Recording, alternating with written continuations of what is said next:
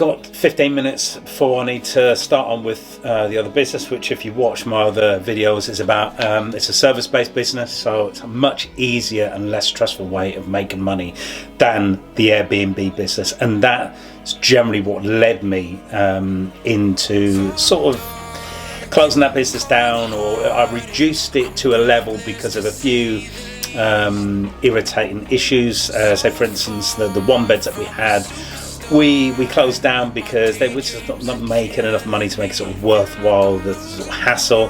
And then I thought, you know what, I don't like the fact that the other two bedrooms are in a different building and it causes me extra hassle with the linen deliveries and some other crazy things, like the door locks were irritating, which I replaced with electronic handles, but I think we still had a front door which caused a few problems.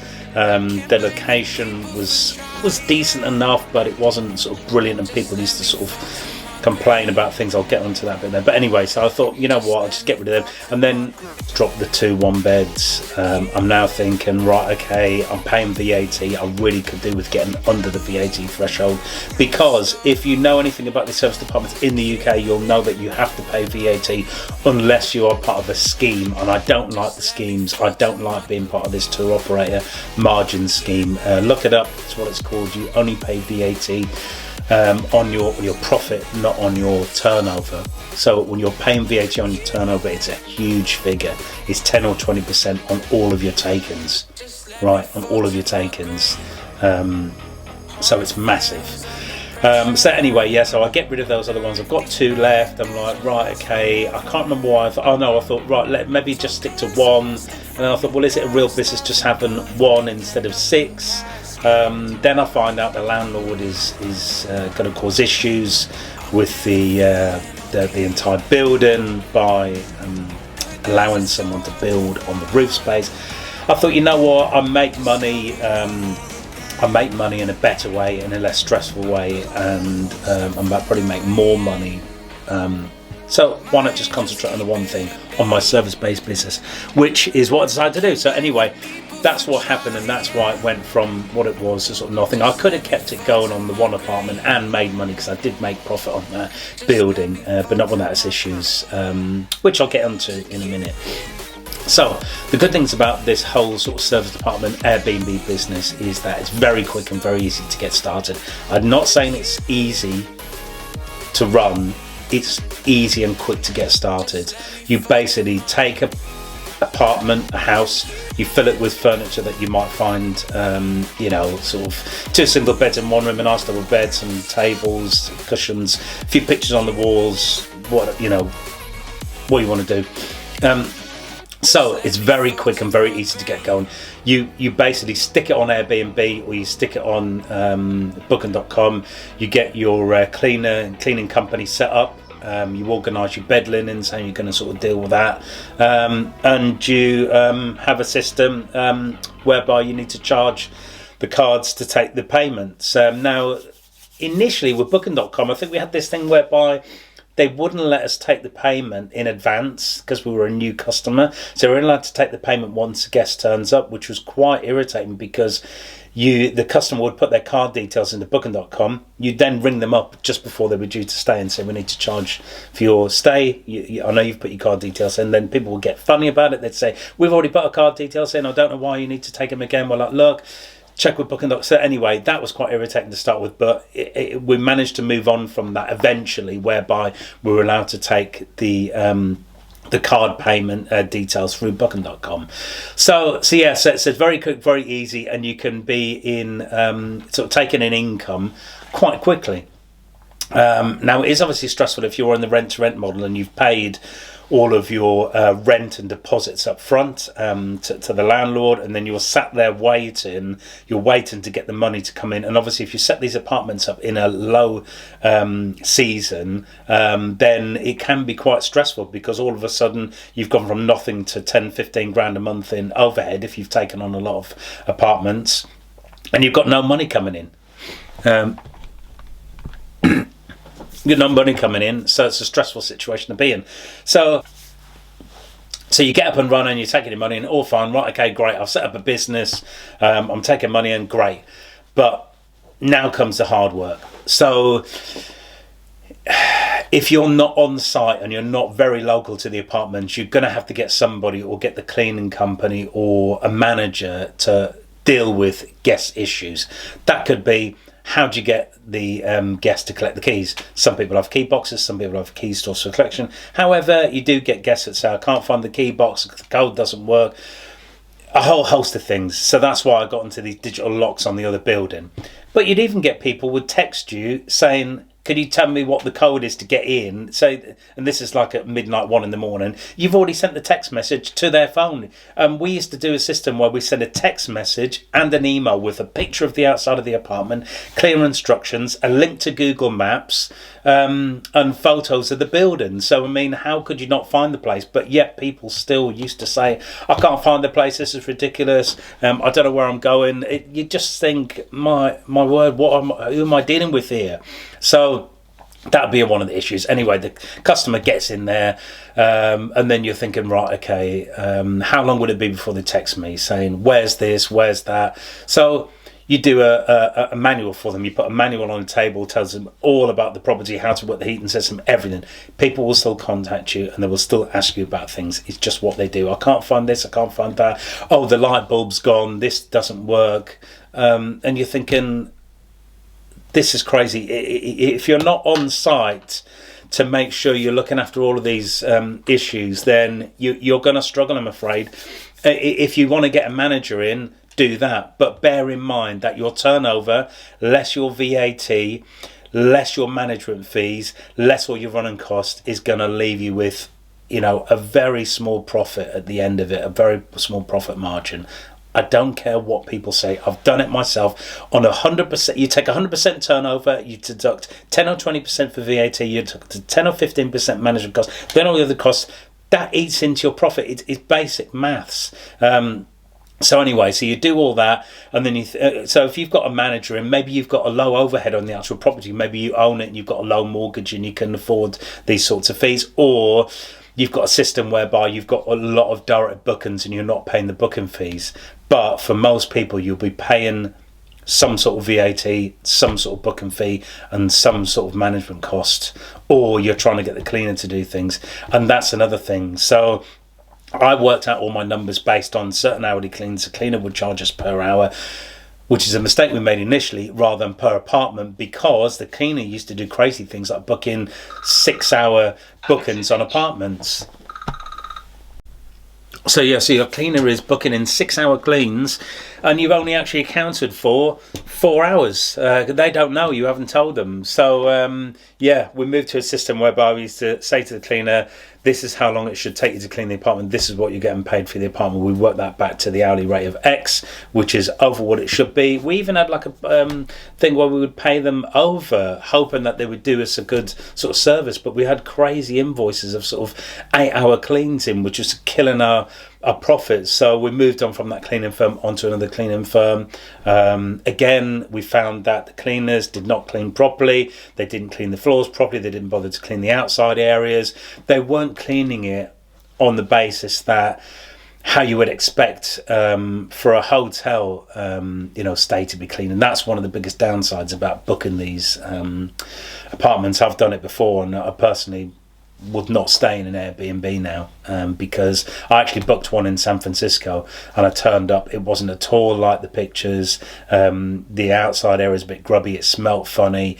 I checked out, I didn't even bother to ask for a refund. I checked into a hotel, I paid double for my stay because I didn't want it to ruin my holiday. So personally, I won't stay in Airbnbs. I generally find them not clean, and majority of the time not quite how they are, how you expect them to be, because obviously they've got very good photographers. So those are some of the issues. The other issues were, we were high end. We're £500 whatever a night in peak season for a luxury penthouse apartment with a roof terrace overlooking the seafront, and people would leave cigarette butts outside, stains on the floor. The cleaners wouldn't clean that properly. People would complain.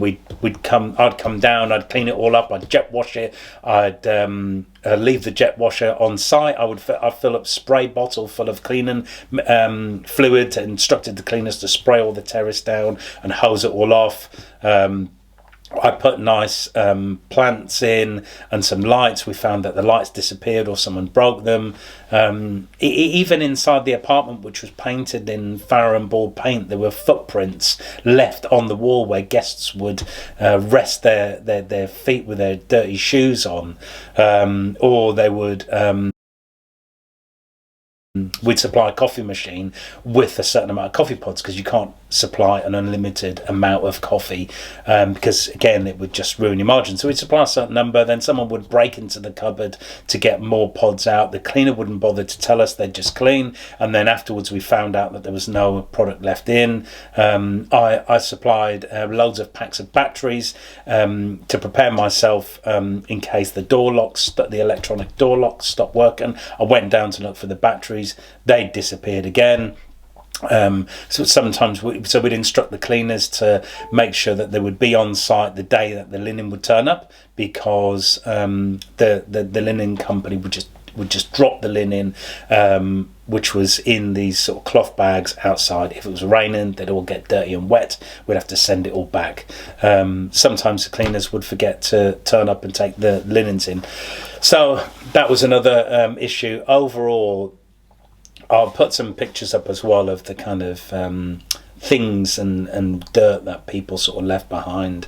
Overall, it's a very stressful business model with lots of moving parts. You've got to make sure you've got a booking system that is linking to all your different channels, because you don't want to get double booked. You've got to make sure that all your nightly rates are set in, and make sure that you've gone through the calendar in that area. You've found out when there's events on, when there's when people have put their prices up, because it's your chance to make money. But people might say, oh, you're overcharging, but well, look at the stress and the costs and the hassle of running the business. You have to make sure you're making money. You've got to pay. People don't realise that you've got to pay your VAT and cleaners and linens and everything else. So you might be charging a lot, but the money you're taking out of the pot is down here, and you're charging up there. It's a big difference. So you've got to do that. You've got to charge your guests. You've got to take ID. You have to get them to sign contracts. You have to make sure the cleaners are organised. They've cleaned the apartments properly. You can link cleaners' emails to the booking system, but again, we found that the cleaner didn't bother to sort of check it again properly. Sometimes, at the odd occasion that the apartment was left dirty, someone would check in, you panic, you'd have to get it clean. It didn't happen a lot, but it happened every now and again. And it just depends if you want to sort of deal with those stresses in life or not. If you had another business where you weren't dealing with these sorts of people, you would find that you'd make a lot more money and it'd be a lot less stressful. So the only way I'd ever do it again is if I was on site or had enough money to pay for a manager. It was a property designed for families and not for individuals wanting to have a party, because they tend to treat the premises not very well. And I would make sure that I had enough space to store everything for every eventuality, and you had someone on site to be able to deal with things like, oh, we need a spare towel, or have you got these sort of cooking utensils? We haven't got them, or the sofa bed's broken, can you send someone around to fix it? A light bulb's gone out. All these sorts of things you need to have someone on site to fix. So other things I mentioned, like the chargebacks, which happen every now and again. People could book it and then ring up the credit card company, take back the money. You could have prostitutes or people doing drugs inside the property. Smoking drugs is quite a common thing. Leaving a mess, which is not a massive deal, just means the cleaner's got more to clean. More the issue is damaging the property and causing sort of problems on that basis. I did think about CCTV outside the property, which would help sort of control those issues and will make people think a bit more. But I think if you had, we did have a system whereby the cleaner used to do a meet and greet, and which worked very well when you could get hold of her and when she actually turned up on time to do the meet and greet. But I think it meant that people were a bit more conscious of treating the property better and not making a mess. So I think that would be a good thing for you to have in place. So overall, for me, it's probably not for me again. I'd very much doubt I would do it as a business model.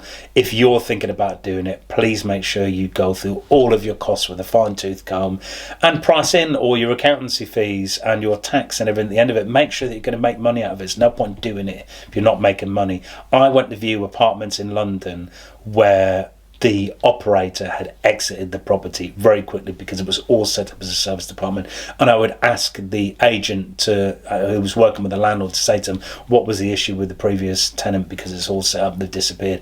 They wouldn't answer that question, so they either went bust because they weren't making money or decided it was way too much hassle. So just make sure you do a big list of and think about everything that you need to cover off with guests and what problems you might encounter and what things you need to have on site to make sure that you're going to keep your reviews up, because as soon as people start leaving bad reviews, you're on a slippery slope then to not being ranked highly enough, and also not having the right sort of people to stay in your apartment. It's like a buy to let I've got. I used to make sure that it was decorated and had new carpets in it every couple of years, because when people move into apartments that are dirty and decorated in bad condition, if they're the sort of people that will put up with that sort of rubbish, then they're generally the sort of people that will treat your property in a bad way. That's what I sort of tend to find anyway.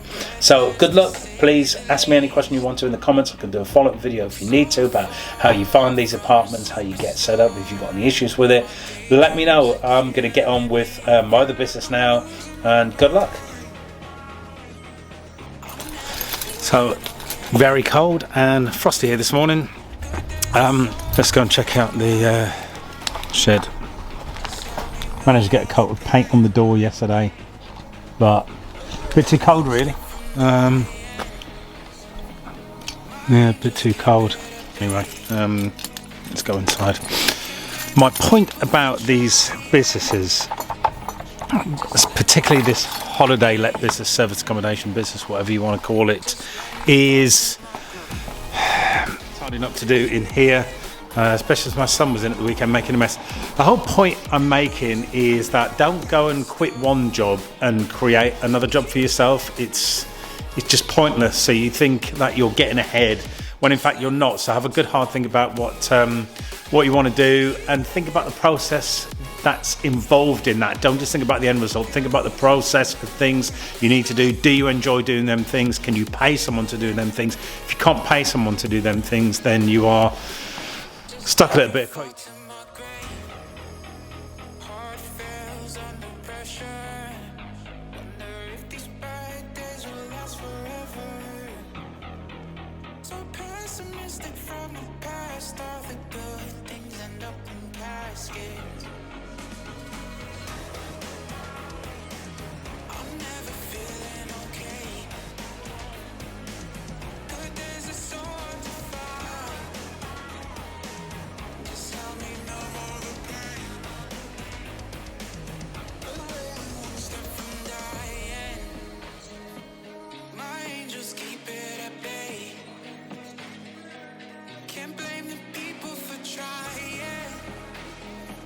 Just let me fall to my grave.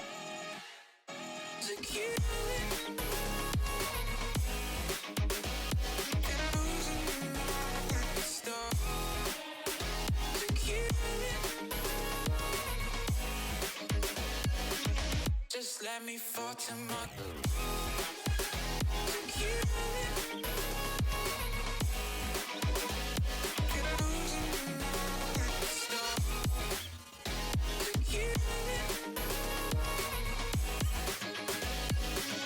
Just let me fall to my grave.